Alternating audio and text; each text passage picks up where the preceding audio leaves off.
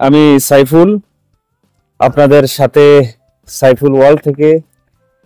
আজকে আমাদের সাথে আছে এক বিশেষ ব্যক্তি, কুদ্দুস ভাই, যিনি 2025 সালে মানে এই বছর মিউনিসিপ্যালিটি ইলেকশনে অংশগ্রহণ করতেছেন। চলুন কথা বলে জেনে নেই ওনার অভিজ্ঞতা, পরিকল্পনা এবং আমাদের প্রবাসী কমিউনিটির জন্য তার ভবিষ্যৎ ভাবনা। প্রথমেই কুদ্দুস ভাইকে অনেক শুভেচ্ছা। আপনি তো প্রথমবারের মতো ফিনল্যান্ডের মিউনিসিপ্যালিটি ইলেকশনে দাঁড়াচ্ছেন, তাই না? জি, কেমন লাগছে? জাযাকাল্লাহু খাইরান। আলহামদুলিল্লাহ, এটা একদিকে যেমন একটু দায়িত্ব অনুভূতি, আর একদিকে কিছুটা আনন্দ পাচ্ছি এই জন্য যে অনেক লোকের ভিতরে একটা সাড়া পাওয়া যাচ্ছে। আবার অন্যদিকে এটা একটা খুব চ্যালেঞ্জিংও, যে বিভিন্ন ধরনের চ্যালেঞ্জিং, ভিতরের এবং বাহিরের বিভিন্ন ধরনের চ্যালেঞ্জ আছে। তো সর্বোপরি এটা আমার কাছে ভালো লাগতেছে যে অ্যাটলিস্ট একটা নির্বাচনী প্রক্রিয়ায় মেইন স্ট্রিমের সাথে আমাদের socio cultural, socio economical integration, এটা যেন আমরা অব্যাহত রাখতে পারি, এটার প্রাথমিক ধারা আমরা প্রবর্তন করতে চাই আর কি। যে আমরা যারা অভিবাসী আছি, কিভাবে আমরা আমাদের এই ফিনল্যান্ডের সমাজে, ফিনল্যান্ডের পাশাপাশি আমাদের কমিউনিটি, আমরা we represent our community, serve the nation. কমিউনিটিকে সার্ভিসের মাধ্যমে এই ফিনল্যান্ডকে আমরা কিভাবে একটা উন্নত পর্যায়ে নিয়ে আসতে পারি এবং সেখানে আমাদের কমিউনিটির যেন একটা কন্ট্রিবিউশন এবং রেসপেক্ট এবং আমাদের যে রাইটস সেগুলি যেন আমরা পাইতে পারি, সেজন্য আমরা চেষ্টা করা আর কি। তো আপনি মানে এখন ইলেকশন মানে মিউনিসিপ্যালিটি যে ইলেকশন আপনি অংশগ্রহণ করছেন, আপনার ইন্টেনশন হলো যে আমাদের সোসাইটিকে ফিনিশ সোসাইটির সাথে ইন্টিগ্রেশন করা। আর যদি আপনি এই ইলেকশনে জিততে পারেন, তাহলে আপনি কি কি করতে পারবেন অথবা কি কি করার রাইট তারা আপনাদেরকে দিবে? প্রথমত আমাদের যে জিনিসটা জানা দরকার, মানুষের ভিতরে একটা অ্যাওয়ারনেস তৈরি করা, সচেতনতা বোধ সৃষ্টি করা, যে আসলে আমাদের কি কি রাইট আছে এবং এই রাইটগুলি আমরা কিভাবে পাইতে পারি। এই ধরনের সচেতনতা হচ্ছে সর্বপ্রথম কাজ। আর আমাদেরও জানা দরকার যে মিউনিসিপ্যালিটি কোন কোন ক্ষেত্রে কাজ করে, কোন কোন সেক্টরে কাজ করে। জি জি। আর আসলে অনেকে এটাকে এই মিক্সড করে ফেলায়, যে পার্লামেন্টের কাজ হচ্ছে লেজিসলেটিভ কাজ এবং অন্যান্য যে foreign policy, internal state policy, এই সমস্ত জিনিসগুলি। আর মিউনিসিপ্যালিটির কাজ হচ্ছে যে নাগরিক জীবনের সুযোগ সুবিধাগুলিকে উন্নত করা, নাগরিক জীবনের মানকে উন্নত করা। তো সেই ক্ষেত্রে যে বিশেষ বিশেষ ক্ষেত্রগুলি আছে, মানুষের ফান্ডামেন্টাল যে জিনিসগুলি, যে মানুষের খাদ্য, বস্ত্র, শিক্ষা, বাসস্থান এবং স্বাস্থ্য, এই সেক্টরগুলিকে বেশি প্রাধান্য দেওয়া। বিশেষ করে যেমন আমাদের চিকিৎসা ক্ষেত্রে এখন দেখা যাচ্ছে যে একজন যদি ডাক্তারের জন্য যায়, সাথে সাথে সে ডাক্তার পাচ্ছে না, 1 মাস 2 মাস তাকে লেন্দি প্রসেসে করতে হয়েছে। কিন্তু জনগণ ট্যাক্স দিতেছে এবং তাদের রাইট আছে যে তারা চিকিৎসা পাবে। Being a welfare state, Finland একটা ওয়েলফেয়ার স্টেট, এখানে আরো এই জিনিসটা বেশি হওয়া উচিত। তো সেই ক্ষেত্রে কিভাবে তাৎক্ষণিক চিকিৎসা পাইতে পারে, অনেক সময় দেখা যায় যে তারা গুরুত্ব দেয় না, যখন রুগীটা বেশি সিরিয়াস হয়ে যায়, মৃত্যুপথে যাত্রী, তখন তাকে নিয়ে তারা হয়, এতে টু লেট হয়ে যায়, যে একটা মানুষের যে সার্ভিস পাওয়ার কথা ছিল, তার যে রাইট ছিল, অধিকার ছিল, সেটা ক্ষুণ্ণ হচ্ছে। এভাবে আমরা স্কুলগুলিতে শিক্ষা, ডে কেয়ার থেকে শুরু করে কিন্ডারগার্টেন স্কুলগুলিতে, সেখানে যেমন আমাদের ছেলেমেয়েরা তারা সেখানে খাওয়া দাওয়া করে, সেখানে তাদের হালাল খাবারের একটু অভাব আছে। দেখা যাচ্ছে যে যখন অন্যান্য ফিনিশ যারা সোসাইটির লোকজন যখন গোস খায়, তখন আমাদের বাচ্চাদের জন্য থাকে সবজি, এবং এখানে ফুড নিউট্রিশনেরও অভাব থাকে এবং তারা এটা পছন্দ করে না বাচ্চারা। তো যার কারণে আমরা বলবো না যে শুধু মুসলমানদের জন্য, আমরা বলবো যে সকল এথনিক গ্রুপস, হ্যাঁ হ্যাঁ সেই এথনিক গ্রুপ যত ছোট হোক, হোক সে হিন্দু, বৌদ্ধ, শিখ, মুসলিম, প্রত্যেকের হক রাইট নিয়ে আমরা কথা বলবো, অবশ্যই। যে তারা যেন তাদের রাইটটা পায় স্কুলে, কিন্ডার গার্ডেনে, ডে কেয়ারে, এবং তাদের যে সাংস্কৃতিক দিকগুলি আছে।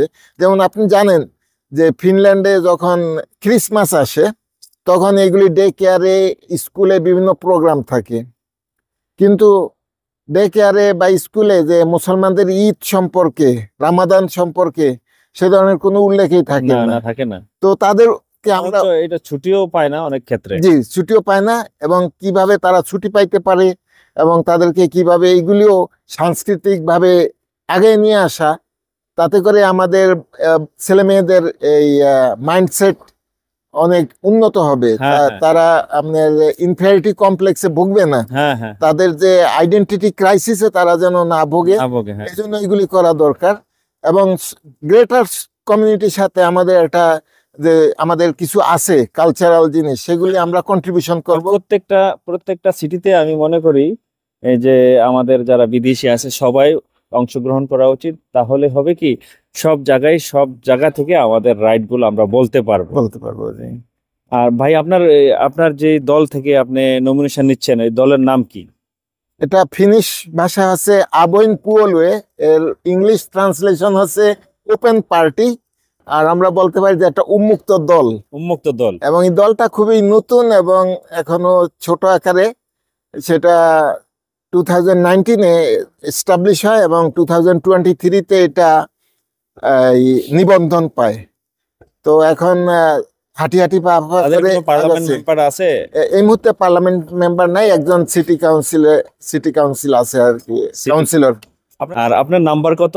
আমার হচ্ছে 699। 699। আপনার 699। 699। জি, তো যারা হেলসিঙ্কিতে থাকে তারা ভোট দিতে পারবে। ভোট দিতে পারবে। এবং একটু ভোটের প্রসিডিউরটা যদি একটু বলে দিতে। এবং আমার নাম্বারটা আজকে জোহর নামাজের পরে আমার এক ফিলিস্তিনি শুভাকাঙ্ক্ষী সে বলতেছিল যে তোমার নাম্বারটা আমি কিভাবে মনে রাখি জানো, খুব ইন্টারেস্টিং নাম। কিভাবে? যে আল্লাহ 6 দিনে এই পৃথিবী সবকিছু সৃষ্টি করছে, আর 99 হয়েছে আল্লাহর নাম। হ্যাঁ, 699। 699। কুদ্দুস ভাইয়ের ব্যালট নাম্বার 699। কিন্তু কিভাবে আপনারা তাকে ভোট দিবেন সে এখন নিচে বলে দিবে, যে ভোট দেওয়ার প্রসেসটা কি এবং কত তারিখ পর্যন্ত ভোট দেওয়া যাবে, কারা দিতে পারবে। জি, ফিনল্যান্ডে ভোট দেওয়া খুবই সহজ, এবং এটা খুবই ঝামেলা মুক্ত এবং সুন্দর একটা পরিবেশ। ফিনল্যান্ডের প্রত্যেকটা ইলেকশন এরিয়া, যেমন হেলসিঙ্কি সিটি কাউন্সিলের যে এরিয়া, এই এরিয়ার মধ্যে যতগুলি পাবলিক লাইব্রেরি আছে, এরপর যতগুলি পোস্ট অফিস আছে, এরপরে কিছু কিছু বড় বড় শপিং মলও বুথ খোলা হয়। এবং এটা হলো ফিনল্যান্ডের একটা ঐতিহ্যবাহী, যে পার্লামেন্ট ইলেকশন হোক আর লোকাল ইলেকশন হোক, তারা আগে 1 সপ্তাহ আগে আগাম ভোট নেয়। এটাকে বলে ফিনিশে বলে অ্যানাক্কো বালি, হ্যাঁ, মানে যে অ্যাডভান্স ভোটিং। তো এতে হয় কি, যে সকাল 8টা বা 10টা থেকে শুরু করে বিকাল 8টা 10টা পর্যন্ত খোলা থাকে। মানুষ কাজের আগে পরে তার সুযোগ সুবিধা মতো যে কোনো লাইব্রেরিতে তার আইডি নিয়ে গেলে, তখন তার আইডি তারা চেক করে দেখবে যে সে ভোটার কিনা। যদি দেখে সে ভোটার, তাকে একটা ব্যালট পেপার দিবে। ব্যালট পেপারের 2টা ফোল্ড করা থাকে, একটা ফোল্ডের এক পাশে একটা সার্কেল থাকে, ওই সার্কেলের মধ্যে কিছু থাকে না। আরেক পাশে ওই লেখা থাকে যে কাউপুঙ্কি ভালিত, মানে হেলসিঙ্কি মিউনিসিপ্যালিটি ইলেকশন 2025, হ্যাঁ এরকম লেখা থাকবে। ফিনিশে লেখা থাকবে, সুইডিশে লেখা থাকবে, যেহেতু এই দেশটা হচ্ছে 2টা ভাষা, রাষ্ট্রীয় ভাষা 2টা, অফিসিয়াল ভাষা। তো ওই জন্য ওই খালি সার্কেলের ভিতরে ওই নাম্বারটা লিখতে হবে। নাম্বারটা লেখার পরে আবার ফোল্ড করে ওই ডেস্কে তাকে দিলে পরে আপনার সামনে সে একটা স্ট্যাম্প মারবে। স্ট্যাম্প মারার পরে ওইটাকে আবার একটা ইনভেলপের ভিতরে ঢুকাবে। হ্যাঁ হ্যাঁ ওই ইনভেলপের উপরে আবার সে স্ট্যাম্প মারবে, সিল মারবে। তারপরে আপনার সামনে সে ওইটাকে ওই ব্যালট বক্সের ভিতরে ফালাবে, এরপরে সিগনেচার করবে আর কি। তার মানে যারা হেলসিঙ্কিতে থাকেন, হেলসিঙ্কি মিউনিসিপ্যালিটির ভিতরে থাকেন, এসপো ভান্তানা মানে হেলসিঙ্কি হতে হবে, তারা ভোট দিতে পারবেন। এবং আপনাদের ভোট দেওয়া শুরু হবে 2 তারিখ থেকে। 2 তারিখ থেকে সামনের 8 মাসে। তারিখ পর্যন্ত এটা হচ্ছে অ্যাডভান্স ভোটিং, অ্যাডভান্স ভোট মানে 2 আগাম তারিখ ভোট থেকে দেওয়ার সুযোগ সুবিধা। 2 তারিখ থেকে 8 তারিখ পর্যন্ত সামনের মাসের মানে এপ্রিল মাসে 2025 আপনারা সবাই পাবলিক লাইব্রেরিগুলোতে যে ভোট দিতে পারবেন সকাল 8টা থেকে বিকেল 8টা বিকাল পর্যন্ত। 8টা পর্যন্ত। আর অফিসিয়ালি তারা ভোট কাউন্ট করবে 13 তারিখ মানে সব স্কুলগুলোতে। ফাইনাল ভোট হবে ওই দিন, ভোট দিতে হবে যার যার নিজস্ব এলাকাতে। হ্যাঁ হ্যাঁ, যেমন আমি যে এলাকায় থাকি ওই এলাকার কোন একটা স্কুলে ভোট দিতে হবে। ওই ভোট দিতে হবে, এবং ওইখানে অনেক সময় কিউ হয়, হ্যাঁ কারণ ওই দিন থাকে লাস্ট ভোটিং ডেট। এই জন্য আমরা রিকোয়েস্ট করি যে এবং প্রমোট করি যে অ্যাডভান্স দেওয়ার জন্য, কারণ অনেক সময় হইতে পারে যে ফাইনাল ভোটিং এর দিন আপনি একটু অসুস্থ হয়ে যাইতে ব্যস্ত পারেন হয়ে গেলেন, বা হ্যাঁ। কোনো আর্জেন্ট কিছুতে আপনি কোথাও চলে গেলেন, আর ওই সময় এসে দেখলেন যে অলরেডি কিউ বড় বা টাইম ওভার হয়ে গেছে, আর ভোট দেওয়া সম্ভব হচ্ছে না। এবং আরেকটা জিনিস, হেলসিঙ্কিতে যারা 2 বছর থাকবেন মিনিমাম রেসিডেন্ট কার্ড নিয়ে লিগ্যাল ওয়েতে তারাই ভোট দিতে পারবেন। না, এটা ফিনল্যান্ডের যে কোনো অংশে, মানে ফিনল্যান্ডের 2 বছর যদি তার রেসিডেন্ট পারমিট থাকে, হ্যাঁ মানে 2 বছর হয়েছে, হ্যাঁ, পারমিট থাকলেই হবে না যে সে আসা থেকে এই পর্যন্ত 2 বছর হয়ে গেছে। এরপরে সে যদি অন্য এই মিউনিসিপ্যালিটি এরিয়ায় মুভ করে, হ্যাঁ তাইলে সেখানে তার 51 ডেজ হইতে হবে। বুঝতে পারছি। 51 ডেজ হইলে তখন সে ভোট দিতে পারবে, নাইলে তার পূর্বেকার যে ছিল ওইখানে সে ভোট দিতে পারবে। মানে সারমর্ম হলো আপনার ফিনল্যান্ডে মিনিমাম 2 বছর থাকতে হবে লিগ্যাল ওয়েতে, এবং হেলসিঙ্কি থেকে অথবা হেলসিঙ্কিতে থেকে আপনি চলে গেছেন অন্য যে কোনো শহরে 51 দিন হয়েছে, মাত্র 51 দিনের কম হয়েছে, তাইলে তারাও হেলসিঙ্কি দিতে হেলসিঙ্কি আইসা পারবেন, ভোট দিতে পারবেন। ভোট যেমন দিতে আমি পারবেন। আগে হেলসিঙ্কি ছিলাম, আমি হেলসিঙ্কি থেকে তুসুলা চলে গেছি, আমার 2 বছর উপরে হয়ে গেছে, আমি কুদুস ভাইকে ভোট দিতে পারবো না। তো আমার যারা শুভাকাঙ্ক্ষী তারা কুদুস ভাইকে ভোটটা দিবেন। দিনের অবস্থান, আমি যখন 1989-এ ফিনল্যান্ডে আসি, প্রথম দিকে আমার চিন্তা ছিল যে আমার পড়াশোনা শেষ করে দেশে যে কিছু করব আর কি, এবং স্পেশালি আমি স্পোর্টস অ্যান্ড হেলথ সায়েন্সে পড়াশোনা করেছি। ইউভাস্কুলা ইউনিভার্সিটি, আপনি জানেন যে ফিনল্যান্ডের ইউনিভার্সিটিগুলির মধ্যে ইউভাস্কুলা ইউনিভার্সিটি একটা অন্যতম জি জি। ইউনিভার্সিটি।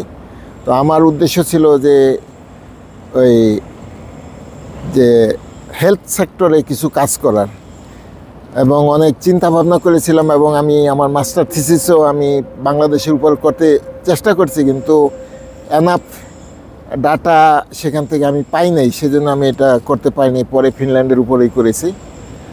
তো শেষে দেখলাম যে আমি যে সেক্টরে আমি কন্ট্রিবিউট করতে পারবো বাংলাদেশে, সেই সেক্টরে আমার ঢোকার কোনো সুযোগ নাই।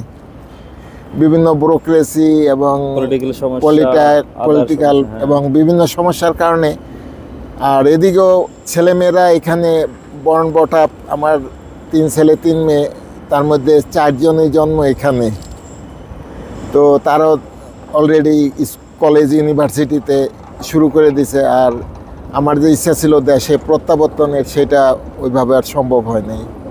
তো এখন যেহেতু আমরা এখানে থাকি, এই সমাজকে, এই দেশকে আমাদের যদি মনে না করি, তাহলে আমাদের যে পরবর্তী প্রজন্ম, জেনারেশন যারা আসবে, তারা কিন্তু আমাদেরকে একসময় ধিক্কার দিবে যে আমরা কিছু করি নাই তাদের জন্য।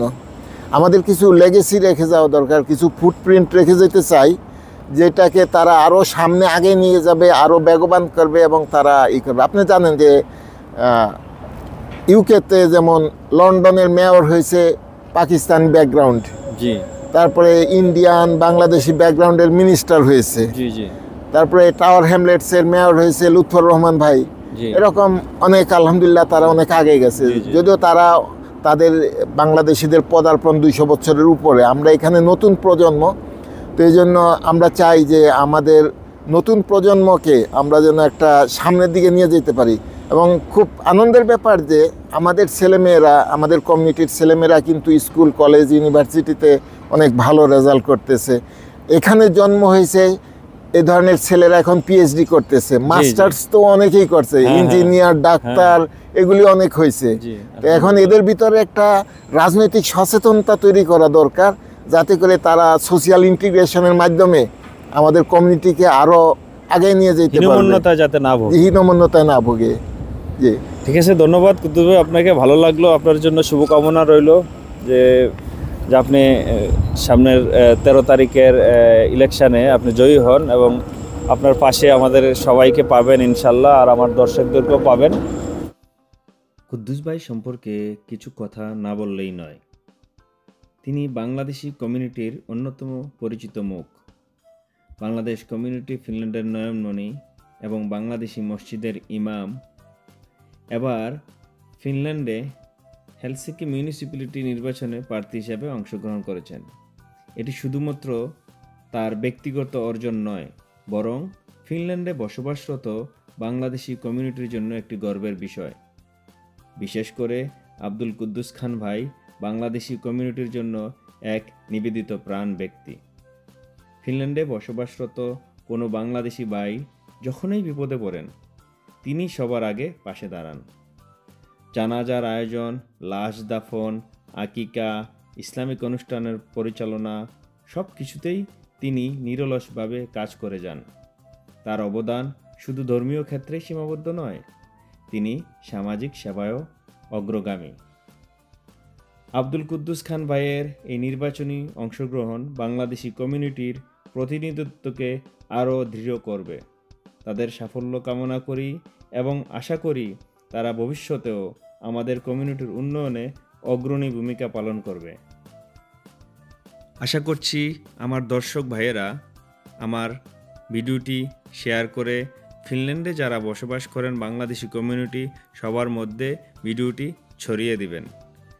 আব্দুল কুদ্দুস খান ভাইয়ের মাত্র 1000 ভোট দরকার। সে যদি 1000 ভোট পায় তাহলেই সিটি কাউন্সিলের মেম্বার হতে পারবে, এবং সে যদি সিটি কাউন্সিলের মেম্বার হয় তখন আমাদের সবার কথা সিটি কাউন্সিলে পৌঁছাইতে পারবে। ভিডিওটি শেয়ার করবেন, লাইক করবেন, সাইফুল ওয়ার্ল্ডের সাথে থাকবেন। আসসালামু আলাইকুম।